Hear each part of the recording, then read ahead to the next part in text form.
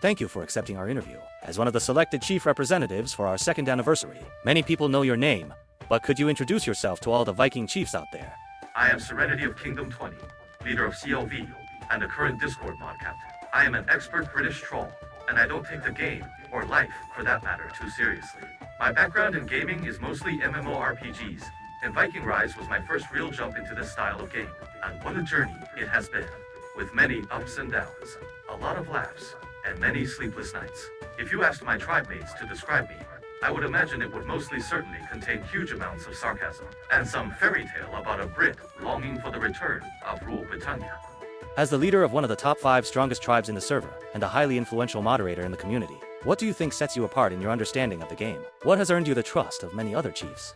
Firstly, I must point out that I can earnestly say that CLV is not one of the top 5 strongest tribes in the game. This honor you bestow upon us must be relating to might. But any decent player in Viking Rise will tell you that might is just a number.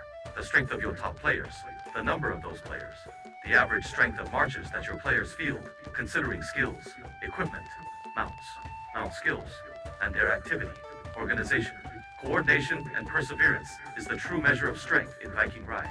And we are a little more casual at Kingdom 20, though I would have firmly placed us in the top 10. We place a big emphasis on the social side, particularly having a laugh, and as a consequence of that, we allow ourselves to become bloated with might.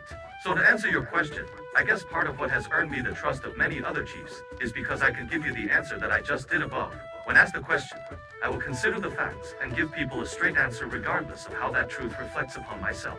The other half would be that I have spent much of my time testing and pushing the game to its breaking point, to see what is possible, what works, what advantages it can give me or my tribe, and what others have overlooked in analyzing how certain game systems work. Often, I suspect, leading to headaches in your production team. Finally, I would also like to think that many players recognize that rivalry set apart. I have spent a lot of time listening to their issues and what gives them headaches about the game, and then presenting this, along with suggestions to fix it to the powers that be, with the help of your official Viking Rise Discord account, aka Daisy, who I must say really deserves a reward from IGG, because they go above and beyond whenever they can.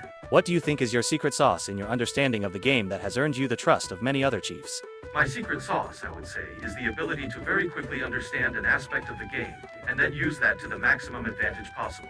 There are many examples of when this has given me an edge over my rivals. Particularly, I would highlight heroes, skills, and mounts. Regarding heroes and skills, a big part of this game system is not just understanding how these work singularly, not even how they work together on a single march to X heroes, nor how they work together with your other marches, but actually how they work together with those of your teammates. Let me give you an example of this.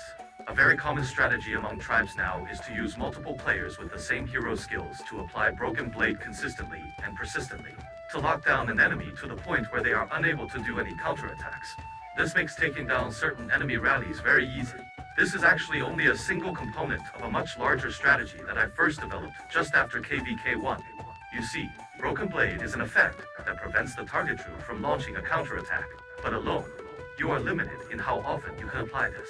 But when combined with other players, attacking the same target, you can reach a point where this is always applied to the target. These days, this is mostly applied using containment, and also the active skill of Rolf. Most other Broken Blade applications are triggered by a counterattack themselves, which means you cannot realistically apply this to the same target with multiple players, because they all require receiving basic attacks in order to trigger, with the exception of Naya's 6th talent, which can trigger from a heal, though again, not easily applied en masse, using her traditional build because most of her heals would be triggered from counters, though there are ways.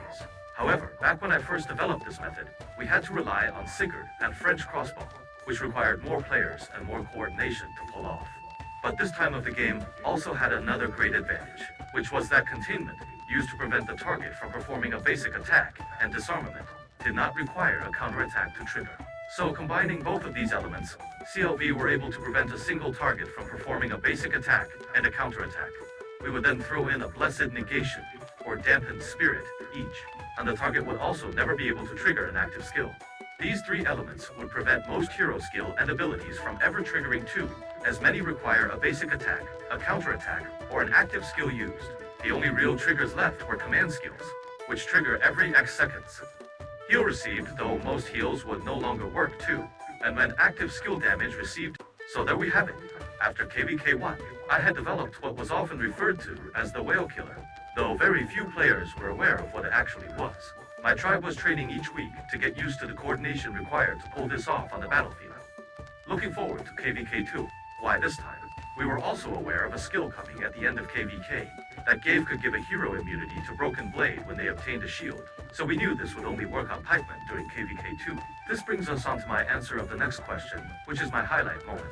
Can you share with us the most memorable battle or event in your gaming journey that you consider your highlight moment?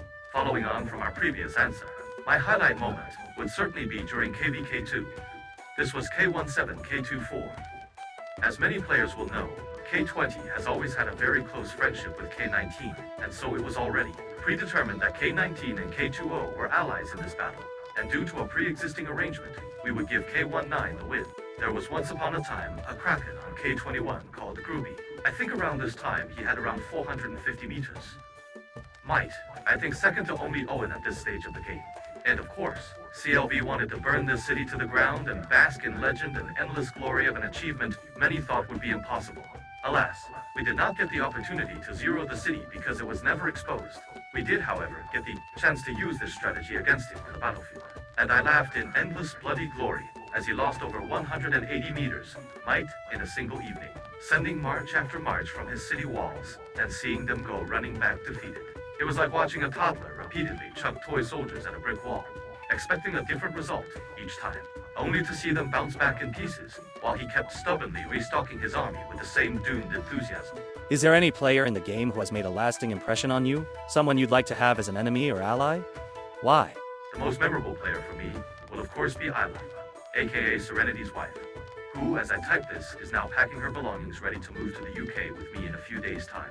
In many ways, Viking Rise has given me many memories that will stay with me, but meeting her will always be the greatest one.